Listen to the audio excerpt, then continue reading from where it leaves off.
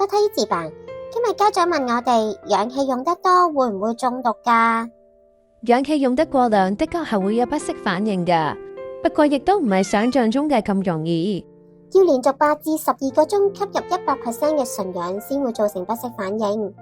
而我哋嘅氧氣箱一般可以做到40至到最多70% 嘅氧氣濃度，相對安全而有效果。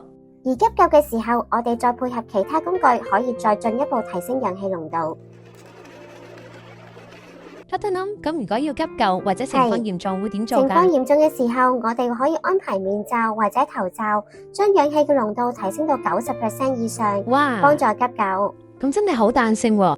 冇錯啊，不過有需要用到咁高吸入濃度嘅時候，一定要記住我哋安全指引，真係有需要先至咁樣做，而且唔好用得太長時間。